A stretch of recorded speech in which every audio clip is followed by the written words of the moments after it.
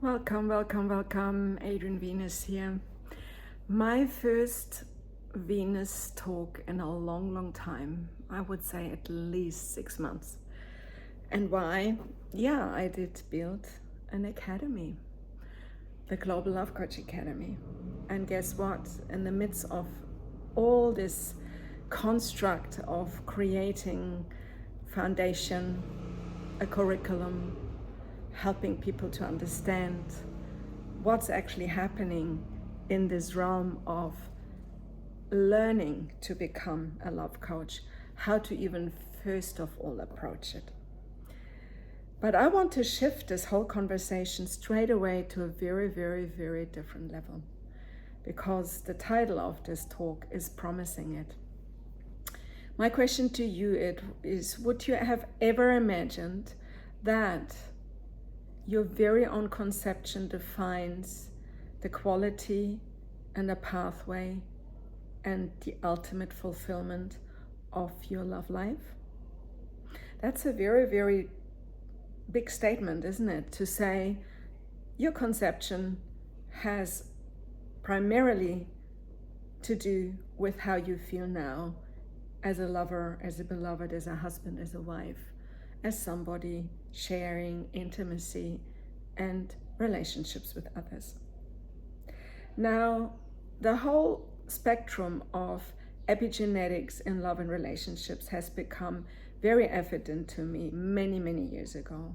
I actually started to become a love and intimacy coach based on my obsession to find out what the multi-layeredness is between where we are coming from spiritually, how we,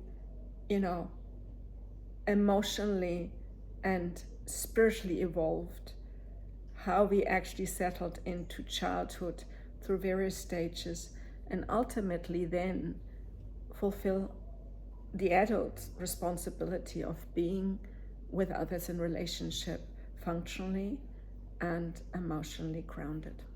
And not everybody understands that easily. Why? Because that level of education has not ever been performed in a way that people really understand the impact of very, very, very early, even before birth, influences to what really is happening now and potentially in the future.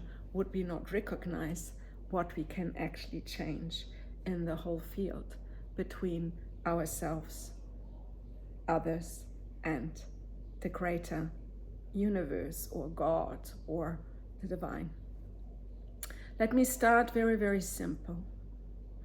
When two people make love, as we say, whether they consciously hold the intention to conceive a child, or whether they by accident conceive a new being into their realm, pregnancy happens through the act of conception between a male and female body. Now, this is very powerful because that level of biological force has in itself a huge meaning, how, why, the attraction is there, synergy is there, polarity is there, congruence in the way how these two people match and create this oneness to make new life happen. I don't think that there are many people on the planet who really, really consciously conceive. I started very early in my life meditating with beautiful gurus like Sri Ramchandra, from Sahaj Marg, Sri Ramchandra Mission, later with oneness, Sri Yama and Sri Bhagavan. And this work I developed as a love coach, I framed into the world of quantum intimacy, always held that very deep knowledge that was, very much integrated into the training of oneness philosophy, that what really happens in our awareness and how we portray ourselves to others and to life and to the world is very much imprinted very early, well before we were even born. So I developed already 2011 a process with the name Quantum Intimacy, which then led to my further interest to interview quantum physicists like Dr. Bruce Lipton. Later on in my time in studying and collaborating with Dr. John Gray in the field of Mars-Venus, gender intelligence, and really finding these polar forces that make female and male, connection work, and what doesn't work, where is the imprint damaged or unhealed or not fulfilled in its core purpose. My quantum intimacy process I developed as a love coach in many, particularly in New Zealand, being face-to-face in my realm between, I would say, 2012 and 2019, have experienced this process very, very profoundly. I then took it into retreats to Bali. I would always have a quantum intimacy process day where I take people from, a very, very open state into an almost hypnotic state, experiencing the energetic frequency of the moment of their very own conception, then the frequency of time being in their mother's womb. Then we would shift to the third, what I call cold room, where we discover that there is something that actually acts as a kind of, transition change agent. It's like the baby can only turn in the womb or prepare itself for making its physiological existence ready for living independently in the world. What it needs is a lot of impact and input from a fatherly and from a masculine energy, which is highly underrated. But I would say, if I could recommend couples being pregnant, that the beginning phase of a pregnancy is very much a mother-child process, but as more the pregnancy progresses, the impact, the support, the words, the speaking of the words from the father to the mother and the baby is such an important part. So let's just go further and even discover what birth means here. The time before birth creates, the transition. It creates the readiness. But the moment of birth is actually this coming into visibility, coming into shining our light, coming into, here we are, the groundedness, the, how do I show up in life? Ultimately, the way your birth, our own birth, are experienced have a lot to do how we perform life's circumstances, activities, challenges, ways of living accordingly to a school book. But here again, a lot through, parental guidance or education in schools or societal, kind of portraying, what is TV showing, what is my school peers, showing me how well I perform in a world where there are other people mirroring back to me who I am or not am. Bring it back to the conception. The conception moment is very, very powerful because it builds the blueprint of the entire life's ability to conceive ideas, conceive self-regulated and self-governed messages to help oneself to become who we are destined and capable and talented to become. A lot of people do underestimate how powerful it is when we have simple, basic confidence. Yes, it's really, really true. If we have not the confidence to go out and show who we are, not in the slightest, most primal way, then everything stays silent, and we hide, and we make it just right for the very few people, or in a job that doesn't demand much from us, or in a love relationship we are settling for less. We might not even know what love really feels like. Why? Because the first person who shows some sort of interest in us and wants to be closer to us is already the boyfriend or the girlfriend. And then let's just get married. And, as the neighbors and the parents suggest, let's get married, have babies, have a family, and live happily ever after. But here comes something that is almost a little bit, hidden, unexplored, I want to say. That in this ability to really read the frequency of your blueprint is also the necessity to accept that there are things we are experiencing, or people coming into our lives, or opportunities arising in our direction that might not match what really, truly, essentially is for us, for our best of who we can be. Being evolutionary focused is not something that comes just like that.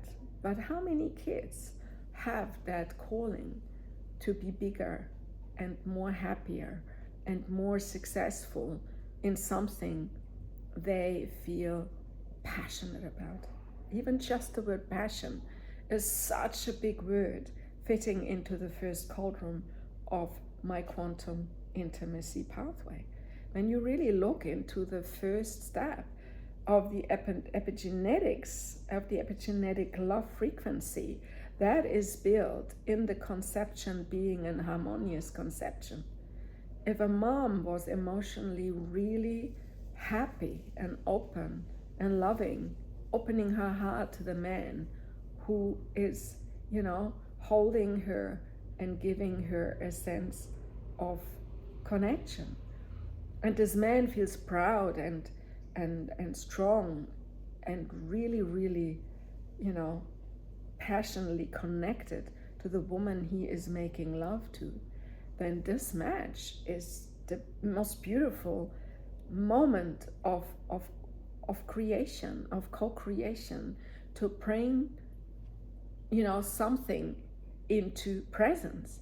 That what comes into presence is the soul recognition of that being, that soul being that chooses to become, your child.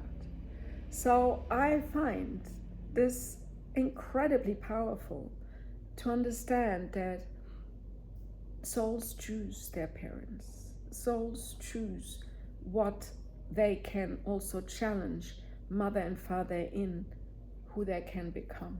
I personally am a mom of 4 children, and their ages they're very far apart. I was very, very early in my life a mother with 18, and I had my last child with almost 40. So there is a time span of 21, 22 years in which motherhood was part of my evolution. And I look at all my 4 children. I think about how I conceived them. In 3 of the 4, stories of my children, when I say stories, the quantum pathway, I know exactly what happened. I remember, how I felt conceiving them. I knew how, something was coming to, awakening into existence that was meaningful. And even that last pregnancy, I would easily say, I can't remember. When did that happen? Even that in itself is meaningful, because that particular child, my youngest son, Gracian, is a very mysterious, very angelic being with an incredible sense of futuristic and kind of, how can I say, he's an Aquarius, he, in his world, everything is bigger than the world can offer him. He has more dreams than he can follow up on. He loves learning, and yet he loves enjoying life with nature, with music, with dance, with, he's a very eclectic young man who seeks to bring a kind of a angelic nature into human form, which always, surprises me when I really have these deep conversations with them, how knowledgeable and understanding he is about his very own being, while struggling in other ways to find a connection to the reality that society forces him to, accept. And he is not easily wanting it to accept. He is just that sort of being. But the blueprint is saying, I'm more imaginative. I'm more the one who lets these ideas and these learnings come from a different dimension, rather than pushing myself too hard to be that being that is performing in an ordinary or just practical only way. What I'm trying to say here is that particularly those two children, actually all three children, I have to say, are conceived in very passionate and in very, very deeply connected moments. And these children have, in their own way, capabilities to manifest for themselves and standing in life with a particular groundedness that is very, very beautiful. So I look at the evolution of their conceptions, my 4 pregnancies, they were all very, very different. The time before these births and the births themselves, every of my 4 births I, held space for as a mother, was very, very different. Different lengths, different environments, different feelings around that, different support systems, and even different countries, So what I want to say is, look into your own little world and imagine what it would be if someone guides you to really understand the blueprint of your very own epigenetic pathway, the epigenetics of your love life. What happened before birth, during birth, and the 3 segments, 0 to 6, 6 to 12, and 12 to 18, sometimes even longer. It could be 13 to 19, 20, maximum 21, but I would say by 21, we have set the foundation very, very clearly. Somebody being 45 and saying, oh my God, no, I always was the same person. Yes, of course we stay the same person if we are not going back into these early childhood experiences and into various other pathways that give us so much insight to who we are. The whole spectrum of how capable we are committed, or how capable we are to be committed to something or somebody. The whole ability to be a change agent, adaptable, ready to take new opportunities to a next level, or staying stuck and freeze and be not capable of wanting to make any changes happen. And how do we show up? How is showing up in life ultimately making us the person we are destined and capable of becoming? And many of us who are very, very intelligent still maybe lack the confidence, to come out and speak about this. I had people 10 years ago saying to me, speak about this, Adriane. This is so powerful. Just one little thing I didn't know about myself in seeing through these layers of my conception, of my pregnancy or my birth, have opened me up to so much more wisdom about who I am and how I can heal this epigenetic blueprint. And yet, It's a mysterium. Now, we are love coaches, and I begin to train love coaches. I have my first training just concluded 4 weeks ago, and I just want to say something very powerful, because this inaugural training gave me a lot of opportunity to be challenged to my absolute max, and not because I was challenged to be a good teacher or conveying my message of knowledge to these 8 people in the room. It was more a kind of a challenge from the awareness that when people suddenly be permitted to actually see through these patterns we not easily talk about in ordinary coaching settings. And I say this, when you do normal coaching, it's one thing, but if you do a training and you have 62 hours and you learn about so much more than just coaching techniques or tools or, general ethics and standards, I really led my group into a very important awareness that every little one of these, notions and awarenesses coming to the surface had a meaning and wanted to be worked through. So it became a very deep and transformational event for many of these people in the room. For some, almost too much, holding a kind of resistance, and particularly 1 or 2 people that did not want to really go there, and others felt incredibly, inspired suddenly after never in their life having had the permission to even go there, to have the opportunity to speak about what is really, really not integrated, and then having the opportunity to learn that it has to do with something that is so deep in the unconscious that we actually only can heal it through much, much more what we call nowadays heart-mind coherence, through epigenetic reframing, through grounding, through, the presence in the moment we create with reality, and through the stillness we're experiencing,